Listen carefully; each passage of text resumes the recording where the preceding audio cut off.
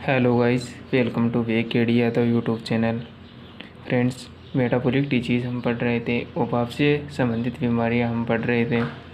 तो इसमें तीसरी डिजीज़ हम पढ़ रहे हैं PPH, post parturient haemoglobin urea, जिसमें फास्फोरस की कमी हो जाती है, जिसे हम कहते हैं हाइपोफॉस्फोफॉस्फेटिमिया।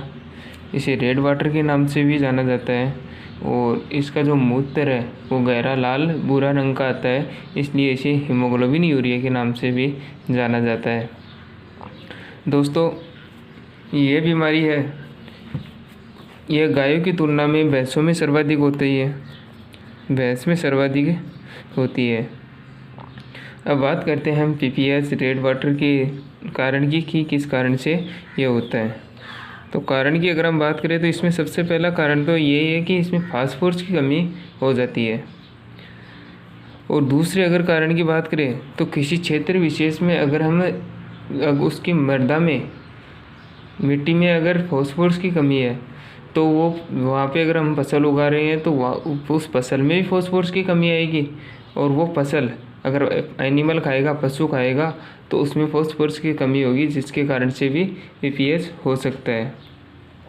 तीसरे अगर हम कारण की बात करें तो कुछ विघटनीय पदार्थ होते हैं, जैसे गोभी है, सलजम है, एल्फा एल्फा पादप है।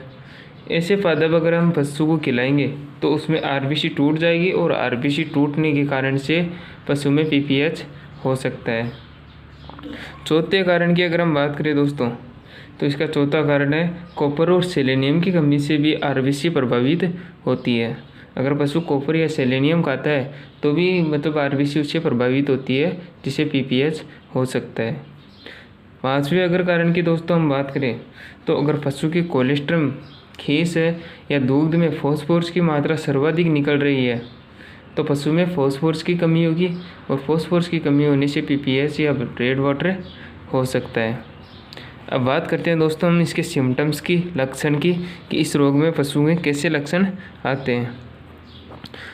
तो इसमें सबसे पहला लक्षण अगर हम देखें तो हीमोग्लोबिन यूरिया, तो जो मूत्र है उसका गहरा भूरा रंग हो जाता है, और शरीर में खून की कमी होने के कारण से त्वचा हल्की मटमैली रंग की हो जाती है, और शरीर के विभिन्न हिस्सों पे जैसे कान है, पूंछ है और पैर हैं, वहाँ पे गैंग्रेन बनना शुरू हो जाता है। गैंग्रेन का मतलब दोस्तों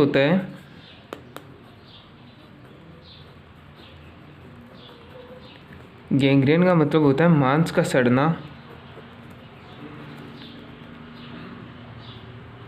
या मांस का अतिगलन होना। अतिगलन पशु में आप पूंछ में देखे होंगे, गैंग्रेन पूंछ में सर्वाधिक होता है। काफ़ी केस आते हैं तो पूंछ के बाल झड़ जाते हैं, वहाँ से जो चमड़ी है या मांस है वो धीरे धीरे उतरने लग जाता है और पूंछ छोटी होती जाती है, तो वो गैंग्रेन ही है।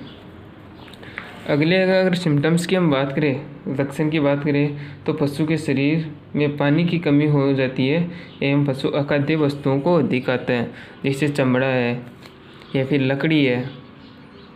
जो अखाद्य पदार्थ होता है, कांच है, लोहा है, कुछ भी प्लास्टिक है, उसको पशु खाने की अधिक कोशिश करता है, उसको अधिक खाता है।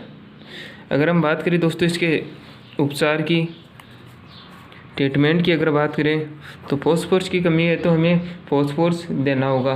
तो फास्फोरस में हम कौन कौन से इंजेक्शन काम में ले सकते हैं, तो इसमें पहला इंजेक्शन है टोनोफास्ट के नाम से इंजेक्शन आता है, जो IM लगाना पड़ता है। कितना?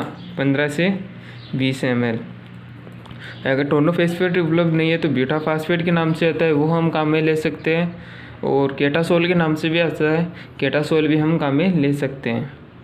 थैंक यू सो मच दोस्तों। हमारा वीडियो अगर आपको पसंद आए तो लाइक करना, शेयर करना और कमेंट करके बताना आपको हमारा वीडियो कैसा लगा। अगर आप हमारे चैनल पर नए हो तो चैनल को सब्सक्राइब करना ना भूलें।